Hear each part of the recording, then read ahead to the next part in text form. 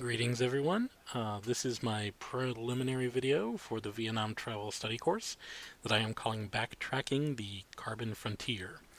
I believe in total transparency, so I want to admit that I would like to be able to say that I carefully chose the rowing theme here and that I had some deeper meaning behind it, like, working together, we can all make progress. But that isn't true. I just clicked on it to get a better view, and it became auto-selected, so serendipity made my thematic choice for me. Moving on. So I looked around at various carbon footprint calculators, and not all of them had a tab for buses. They had plenty for driving, but it was really hard to find one that could do like coach lines or whatever.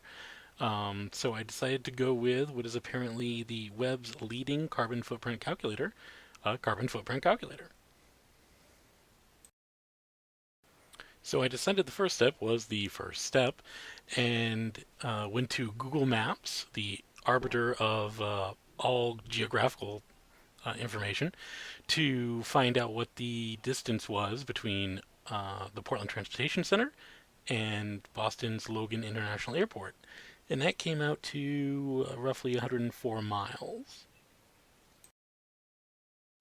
So going to the bus and rail tab on the carbon footprint calculator, I put twice that distance for the round trip into the coach section, and as you can see, that is 0.01 metric tons of CO2, which surprisingly isn't really all that much. I generate way more than that, in a car trip.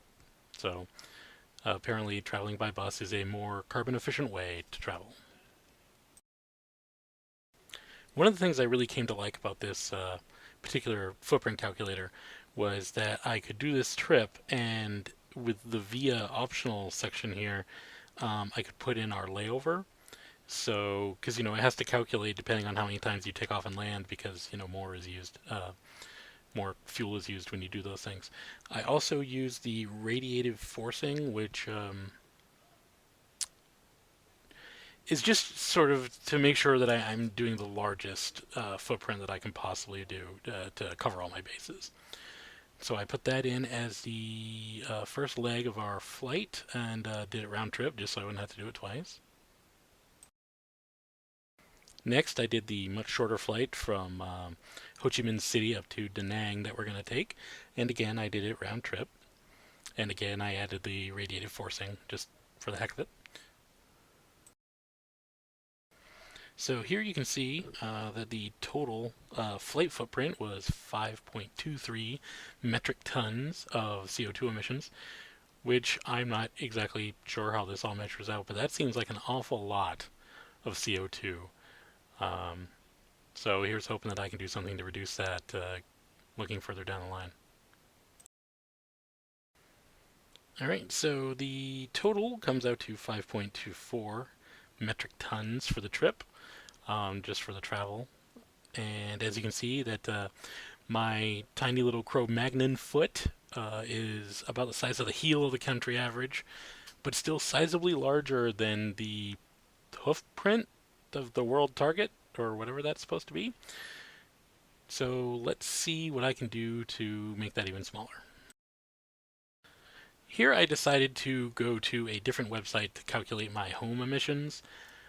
Primarily because I figured the EPA site would be the most reliable for American metrics, and I just wanted to add a little variety to my research. So going through their step-by-step process for my home emissions, as you can see, my total estimated is 14,207 pounds of CO2 emissions, which is below the average, luckily, but then again, I don't really own a lot. So other than my car, I'm not really producing a lot of CO2, and I burn wood for heat. So returning to the altar of our dark overlord Google, I calculated one of the trips that I will no longer have to be making since I will be graduating from USM, and the trip from my home to the Portland campus is roughly 75 miles one way, and I make that round trip twice a week. So that's actually a sizable savings right there. As you can see, my total CO2 savings comes out to about 3 tons. Um, 6,557 pounds. That's about 3 tons, and which is a bit short of the 5.2 uh, tons that I have to get rid of. So at the moment, it will take me about 2 years doing what I'm doing, which is, drying my clothes on the line, doing the recycling for the household, cutting back on my travel, as you saw. But as I am a boarder, it's a bit harder for me to say, hey, we need to change the light bulbs, we need to get more efficient refrigerator and stove in here, since I would not be footing most of the bill for that. But I will continue doing what I can. And in the future, I definitely, when I have my own home, having solar paneling, because I'm a huge proponent. I'm actually a big fan of the new solar windows that are in development and coming out. I'm really excited about those. So I know I'll definitely be living greener later, but at the moment, this is the best I can do. I will consider buying an offset, but I think those are slightly scammy. So I'm a little leery about jumping into just giving my money to offset things. But hopefully, I'll learn more on this trip and from the rest of you on how I could better live green. So, see you all soon.